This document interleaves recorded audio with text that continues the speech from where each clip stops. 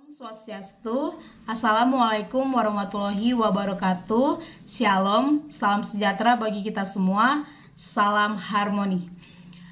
Selamat pagi semuanya, apa kabar? Semoga dalam keadaan sehat ya. Seperti jargon yang sering kita dengar, tak kenal maka tak sayang. Maka sebelum itu, perkenalkan nama saya Natalia BR Lumban Raja dengan NIM 2113031015, merupakan mahasiswa Prodi Pendidikan Kimia. Kali ini saya akan mempresentasikan mengenai kalimat efektif.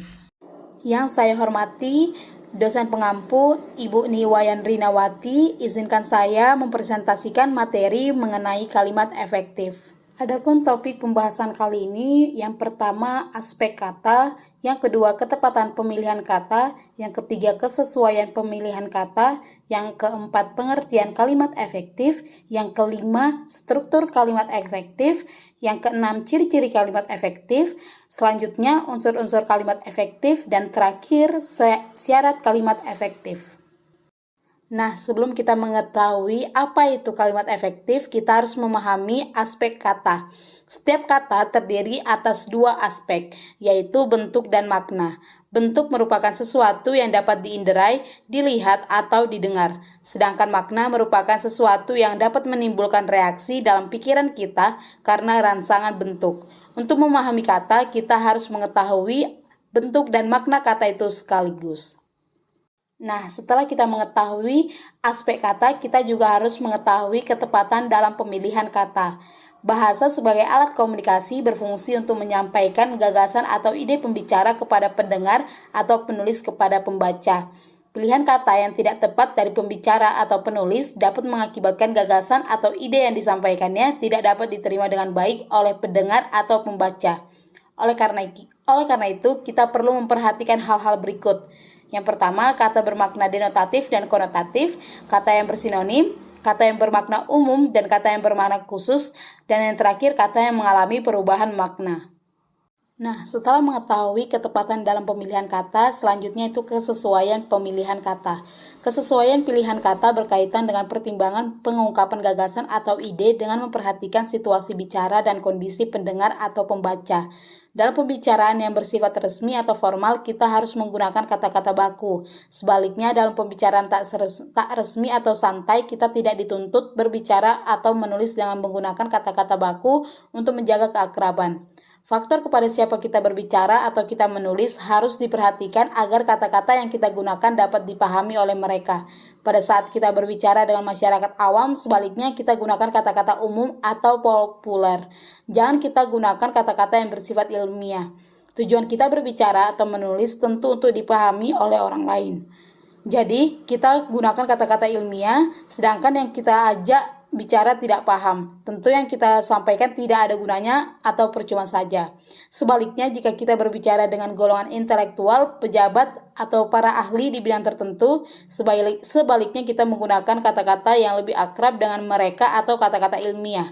Layak diingat bahwa yang termasuk kata-kata ilmiah bukan hanya kata-kata yang berasal dari bahasa asing. Dalam bahasa Indonesia pun banyak sekali kata-kata ilmiah. Nah, agar kesesuaian pilihan kata dapat kita capai dalam berbicara atau menulis, kita perlu memperhatikan hal-hal berikut. Yang pertama, dalam situasi resmi kita gunakan kata-kata baku, dalam situasi umum kita gunakan kata-kata umum, dan yang terakhir dalam situasi khusus kita gunakan kata-kata khusus. Lalu apa sih kata baku dan tak baku? Kata baku adalah kata yang tidak bercirikan bahasa daerah atau bahasa asing, baik dalam penulisan maupun dalam pengucapannya harus bercirikan bahasa Indonesia. Dengan perkataan lain, kata baku adalah kata yang sesuai dengan kaidah kata dalam bahasa Indonesia. Kita perhatikan beberapa contoh berikut.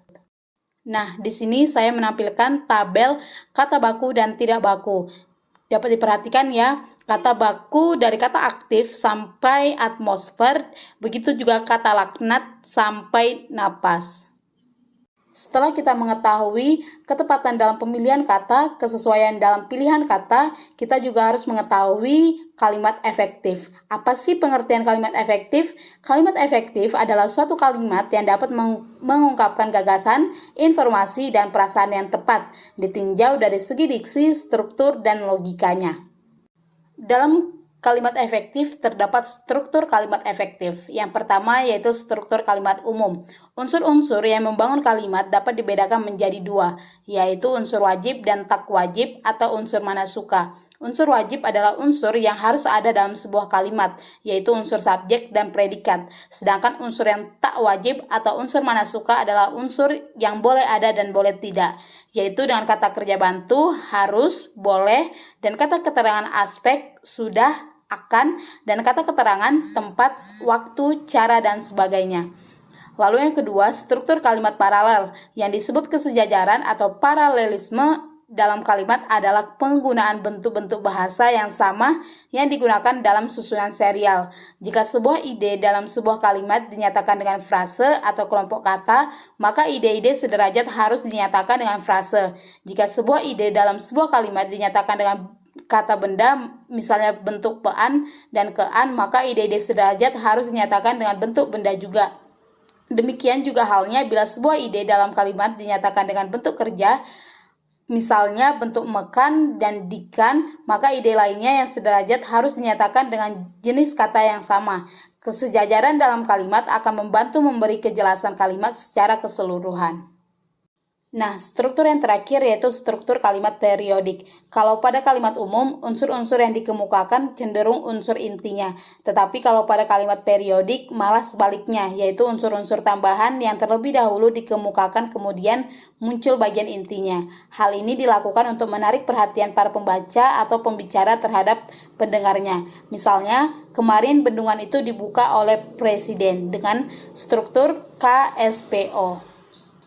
Selain mempunyai struktur, kalimat efektif juga mempunyai ciri-ciri. Yang pertama, kesatuan. Betapapun bentuk sebuah kalimat, baik kalimat inti maupun kalimat luas, agar tetap berkedudukan sebagai kalimat efektif, haruslah hanya mengungkapkan sebuah ide pokok atau satu kesatuan pikiran. Yang kedua, kehematan. Yang dimaksud kehematan adalah adanya hubungan jumlah kata yang digunakan dengan luasnya jangkauan makna yang diacu. Sebuah kalimat dikatakan hemat bukan karena jumlah katanya sedikit, sebaliknya dikatakan tidak hemat karena jumlah katanya terlalu banyak. Oleh karena itu, kata-kata yang tidak perlu bisa dihilangkan. Untuk penghematan kata-kata, hal berikut dapat diperhatikan. Yang pertama, mengulang subjek kalimat. Yang kedua, hiponim dihindarkan. Yang ketiga, pemakaian kata depan dari dan daripada. Lalu yang ketiga, penekanan atau empasis. Dalam penulisan ada berbagai cara untuk memberi penekanan pada kalimat, antara lain dengan cara pemindahan letak frase dan mengulangi kata-kata yang sama. Yang pertama, pemindahan letak frase dan mengulangi kata-kata yang sama. Nah, ciri yang terakhir yaitu kevariasian. Kelincahan dalam penulisan tergambar dalam struktur kalimat yang dipergunakan. Ada kalimat yang pendek dan ada kalimat yang panjang. Kevariasian ini tidak kita temukan dalam kalimat per kalimat atau pada kalimat-kalimat yang dianggap sebagai struktur bahasa yang berdiri sendiri. Ciri kevariasian akan didapatkan kalau kalimat yang satu dibandingkan dengan kalimat yang lain. Kemungkinan variasi kalimat tersebut seperti berikut ini.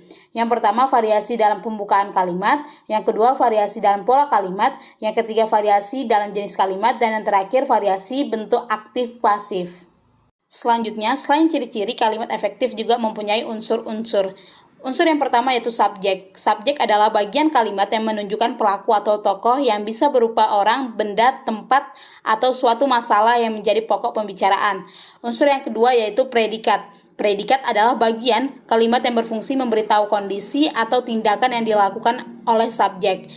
Unsur yang ketiga yaitu objek. Objek adalah bagian kalimat yang menunjukkan benda atau sesuatu hal menjadi sasaran untuk melengkapi predikat. Unsur yang keempat yaitu keterangan, yaitu bagian kalimat yang menerangkan berbagai hal mengenai kata lainnya. Lalu yang terakhir pelengkap, yang merupakan bagian dalam kalimat yang melengkapi predikat. Nah, itu tadi mengenai kalimat efektif. Gimana teman-teman? Setelah tahu lebih dalam lagi mengenai kalimat efektif, pasti sudah lebih memahami kan? Semoga tidak mengalami kebingungan lagi ya. Kembali saya tekankan bahwa kalimat efektif merupakan suatu kalimat yang dapat mengungkapkan perasaan, informasi, dan gagasan, dan tepat ditinjau dari segi diksi, struktur, dan logikanya. Sekian dari saya Natalia Berlumban Raja. Mohon maaf apabila ada kesalahan kata.